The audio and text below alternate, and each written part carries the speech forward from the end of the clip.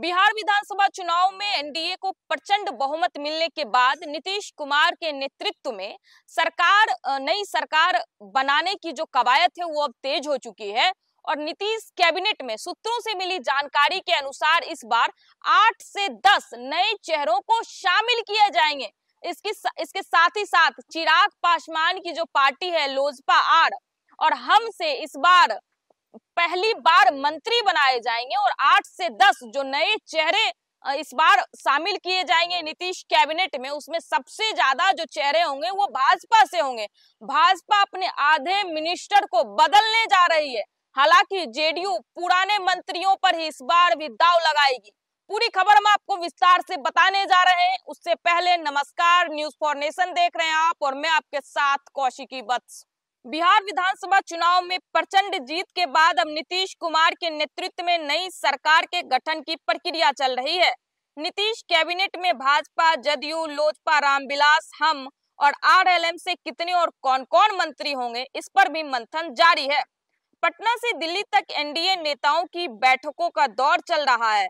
अब तक सामने आई जानकारी के अनुसार नई नीतीश कैबिनेट में 8 से 10 नए चेहरों को शामिल किया जा सकता है। इसमें नीतीश कुमार की पार्टी जनता दल यूनाइटेड से अधिकतर पुराने चेहरों को ही मौका दिया जाएगा। हालांकि भारतीय जनता पार्टी लगभग आधे मंत्री बदल सकती है। विभिन्न मीडिया रिपोर्ट्स में सूत्रों के हवाले से कई दावे किए जा रहे हैं।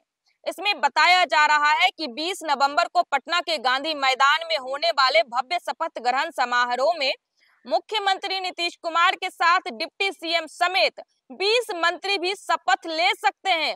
फिर कुछ दिन बाद कैबिनेट का विस्तार करके अन्य मंत्रियों का शपथ ग्रहण समारोह कराया जाएगा। बिहार चुनाव 2025 के नतीजों में एनडीए को कुल 243 में से 202 सीटों पर जीत मिली। भाजपा ने 89, जदयू ने 85, लोजपा आर ने 19, हमने 5 और आरएलएम ने 4 सीटों पर जीत दर्ज की।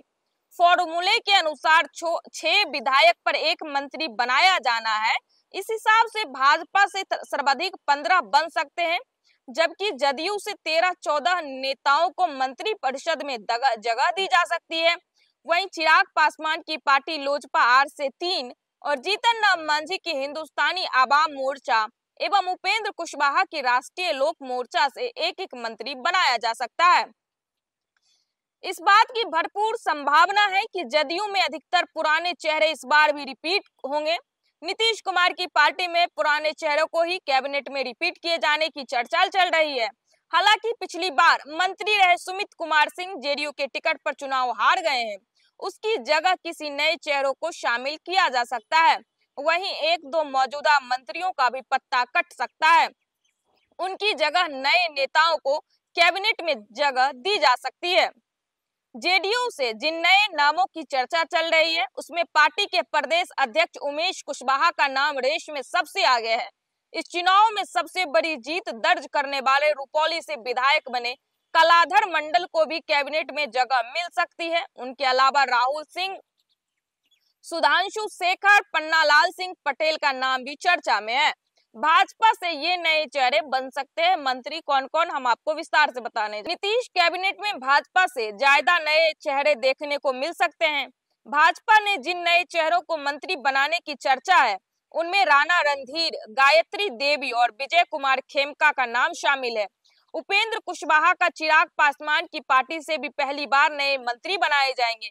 वहीं जीतन राम मांझी की पार्टी से उनके बेटे संतोष सुमन के ही दोबारा मंत्री बनने की संभावना है। तो भारतीय जनता पार्टी पिछली बार की तरह स्पीकर का पद भी अपने पास रख सकती है। हालांकि जेडीयू की नजर भी विधानसभा अध्यक्ष के पद पर है। दूसरी ओर नई नीतीश सरकार में कितने डिप्टी सीएम होंगे, इस पर अभी स्थिति साफ नहीं है। अटकलों के अनुसार भाजपा से 2 डिप्टी सीएम बनाए जा सकते हैं।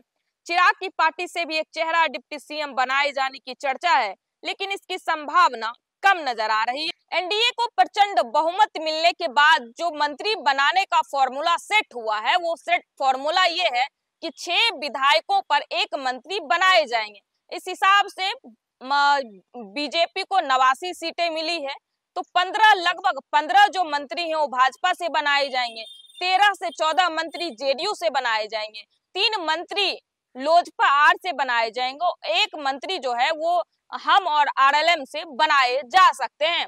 लेकिन इसमें जो सबसे बड़ी बात है वो ये है कि लगभग भाजपा के जो पुराने मिनिस्टर रहे हैं पिछले बार के 2020 से 25 के कैबिनेट में, उसमें इस बार 50% चेहरों को हटा दिया जाएगा और नए चेहरों को शामिल किया जा सकता है।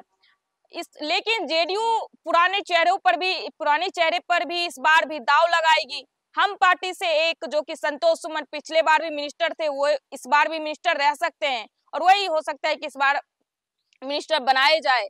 लेकिन इसमें बड़ी बात यह है कि जो चिराग पासवान की लोजपा आ रहा है उससे 3 नए चेहरे मंत्रिमंडल में शामिल किए जाएंगे और चर्चा इस बात की है कि 2 डिप्टी सीएम की बात चल रही है, जिस 2 डिप्टी सीएम भाजपा अपने पाले से देगी 2 डिप्टी सीएम।